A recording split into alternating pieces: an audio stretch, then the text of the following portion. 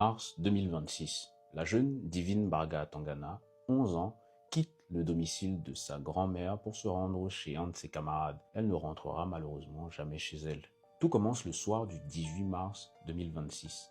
Divine se rend alors chez un de ses camarades pour réviser comme elle en a l'habitude. Elle arrive chez ce camarade et commence probablement à réviser quand soudain entre en scène le père de son camarade, Eric Mwadambe. Ce dernier profite de la situation et attire de force Divine au deuxième étage de son immeuble. L'immeuble est encore en chantier de construction et cette partie est assez isolée et loin des regards. Là-haut, il va la ver. Si vous vous demandez où est passé le camarade avec qui elle était en train de réviser, eh bien son père, avant de commencer sa sale besogne, lui avait ordonné de rester à l'extérieur et de surveiller.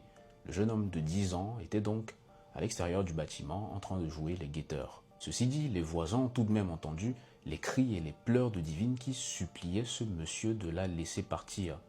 Cependant, ils n'ont rien fait, ils ne sont pas venus car ils pensaient que ce monsieur était tout simplement en train de battre, de corriger son enfant. D'après les sources, ce supplice durera de 23h à 3h du matin.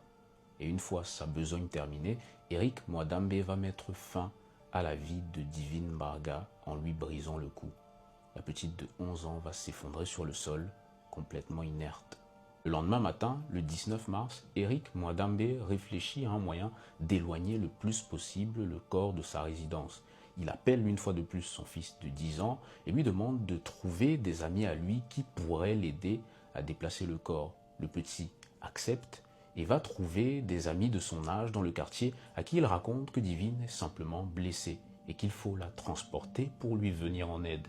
Les petits naïvement acceptent et le suivent. Mais quand ils arrivent sur les lieux et aperçoivent le corps inerte de Divine, la vérité leur saute aux yeux. Divine n'est pas blessée, elle est morte.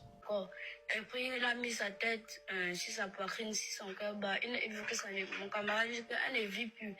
Le reste est là-bas. Laisse-la là-bas, elle veut partir te craindre. Il refuse alors de la transporter et menace même d'aller prévenir les parents de Divine qu'ils connaissent bien. C'est là que le fils de 10 ans du tueur va faire une menace complètement glaçante. Si vous dénoncez mon père, il vous tuera comme il a tué Divine. Maintenant, il a dit que si tu pas craindre, mon père va aussi te tuer. Les enfants prennent peur et s'enfuient en courant. Ils vont alors alerter le voisinage qui va enfin venir voir. Quand les voisins arrivent sur place, ils font face à l'horreur. Le corps de la petite Divine Barga Tangana gît là au deuxième étage de cet immeuble en chantier. Son corps montre des traces évidentes de V et elle a été étranglée. La nouvelle se répand alors comme une traînée de poudre. En quelques minutes, le quartier est rassemblé. Certains pleurent, s'indignent et appellent la police. Mais parmi eux, un homme fait semblant d'être horrifié. Il serre les poings, il secoue la tête, il dit « Mais qui a pu faire une horreur pareille ?» Il s'agit d'Eric Mwadambe, l'assassin de Divine, l'homme qui quelques heures plus tôt lui tordait le cou. Il est là au milieu de la foule et personne ne le soupçonne. La police arrive rapidement sur les lieux et embarque tous ceux qui sont concernés de près ou de loin par cette histoire. Et très vite, les enfants vont commencer à parler. Ceux qui à la base avaient été recrutés pour essayer de déplacer le corps de Divine vont tout raconter, y compris les menaces de l'autre enfant. Les policiers vont alors comparer les témoignages, recouper les informations et enfin, le puzzle commence à se mettre en place. Mwadambe Eric est identifié, arrêté et placé en garde à vue au commissariat du 20e arrondissement de Yaoundé. Son fils de 10 ans, qui jouait les sentinelles pendant que lui commettait son V, sera également entendu. Ce petit a joué le guetteur, a menacé d'autres enfants, mais il était peut-être lui aussi une victime des menaces de son père. L'affaire explose en ce moment même sur les réseaux sociaux et le hashtag Justice pour Divine devient viral.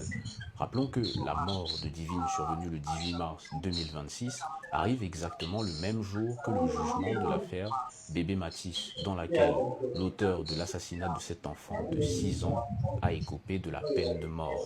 Aujourd'hui, Eric Mwadambe est entre les mains de la justice. Et face aux horreurs qu'il a commises, certains Camerounais disent ne vouloir aucune justice équitable pour cet homme.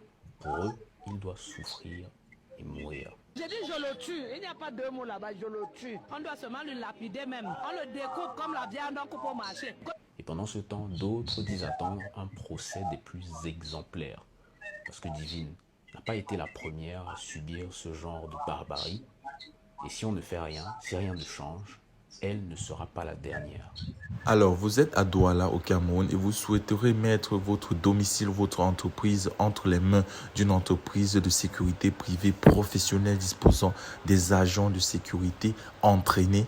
Alors, voici la solution à votre problème. Contactez rapidement la société Sunshine Security Service qui se chargera de mettre à votre disposition du personnel entraîné, formé et professionnel qui se chargera de sécuriser vos biens et personnes 24 heures sur 24. Le lien est dans la barre de description. Les numéros s'affichent à l'écran. Contactez-les et vous aurez rapidement un devis estimatif selon votre site.